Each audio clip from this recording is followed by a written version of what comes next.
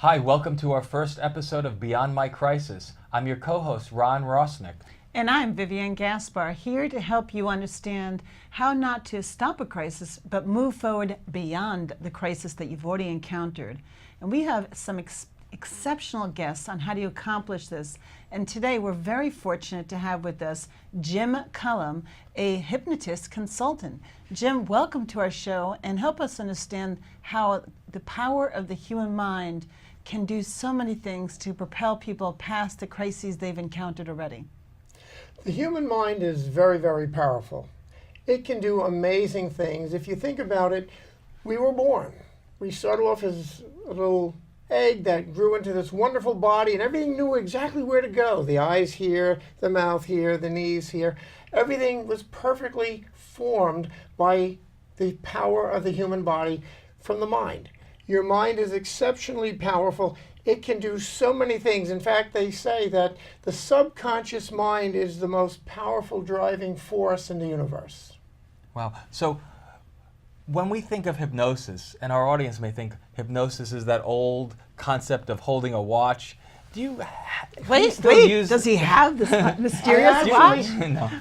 He does. He has the watch. I haven't used it in about 20 years, but we do have the watch. Most people have that misconception that that's what hypnosis is. So wait a second. Did you just say you haven't used the watch in 20 years? How long have you been doing hypnosis? 32. 32 years. How long has hypnosis been around?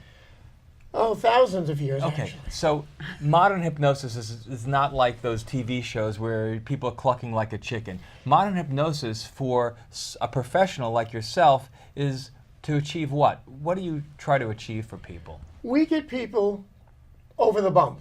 We get them unstuck from where they are with whatever it might be, whether somebody wants to stop smoking, or they have a habit they want to eliminate, fears of flying, things such as that. Study and recall, people who want to pass exams. I've worked with lawyers to pass the bar exam. There are so many areas that you can improve when you use this computer that's built into your own mind.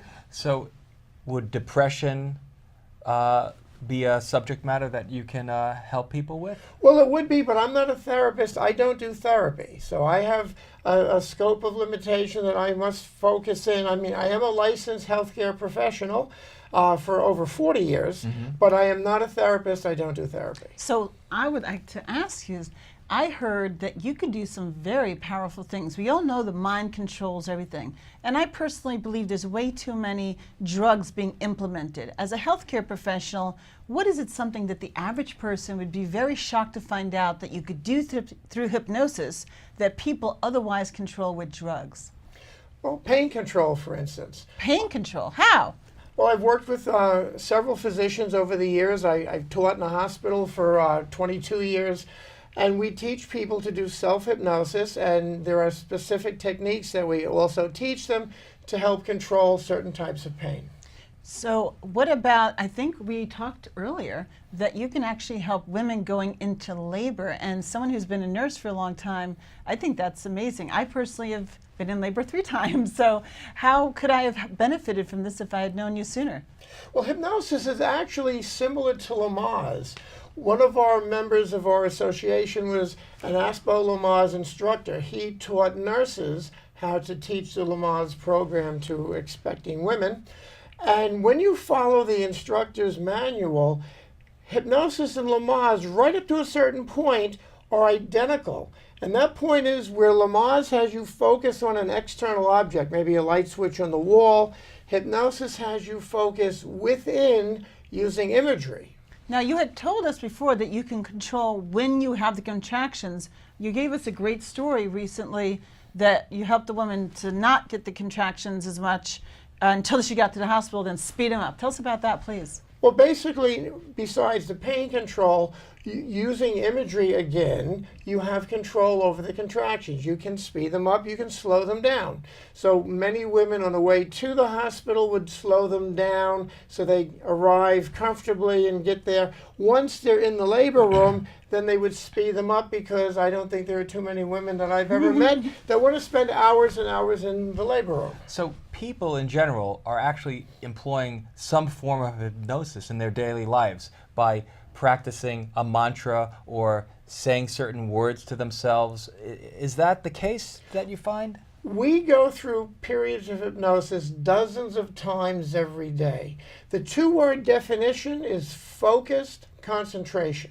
When you focus all your attention in one area and block out all the distraction, you're in a state of hypnosis. How about the subconscious mind? This morning, I was on my way here driving, and I found I needed to make a detour to get gas, and the gas station was a little bit more north. I normally go one direction. I had to turn around. So was that auto driving, that your autopilot is type of self-hypnosis? Well, it's kind of like that. You're usually driving to a familiar destination. Your mind's on a thought. Maybe what you're having for dinner tonight, or you're taking a trip on the weekend, you're thinking about the trip. And when you arrive at your destination, you'll say, you know, I don't remember driving the last half a mile. The car got me here in automatic pilot. Or another example might be when you were in school.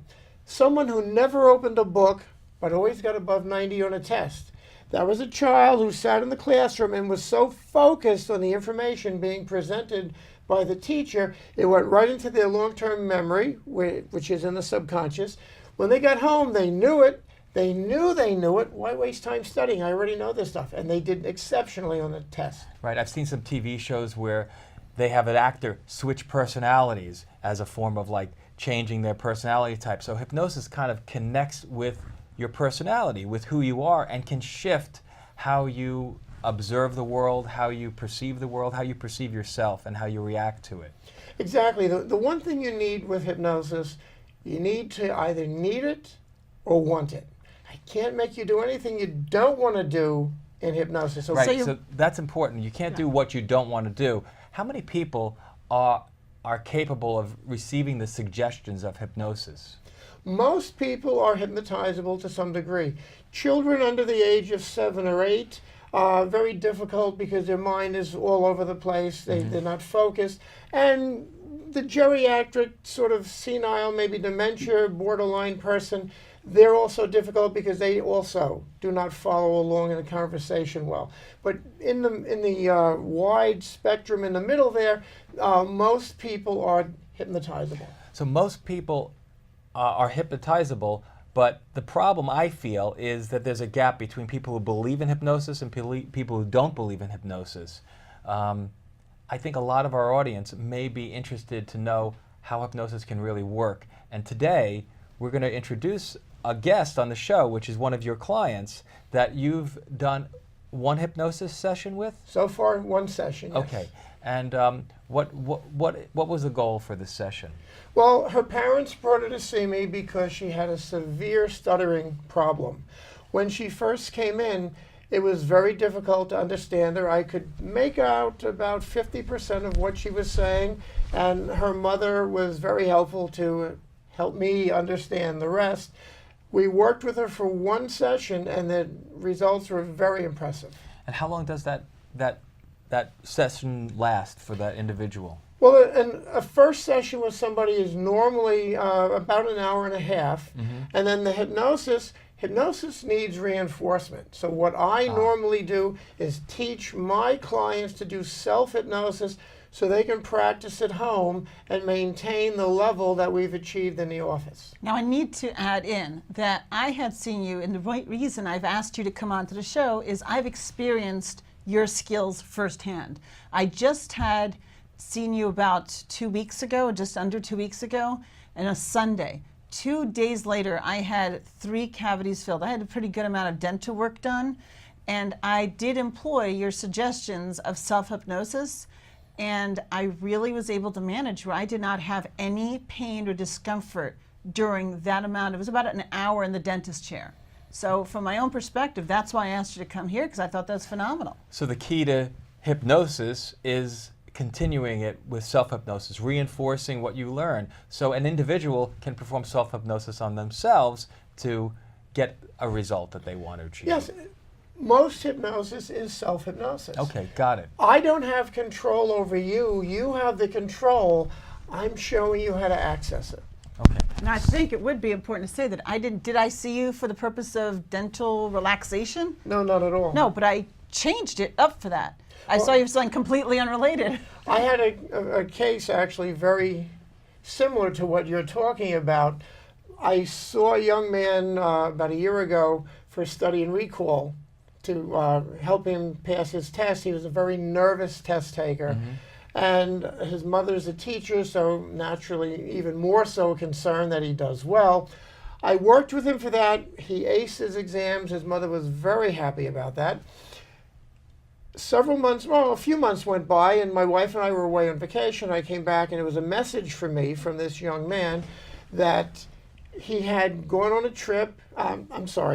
He had gone on a bike ride. I was on the trip. He went on a bike ride, and he was hit by a car. And he was so panicked when he was laying in the street bleeding.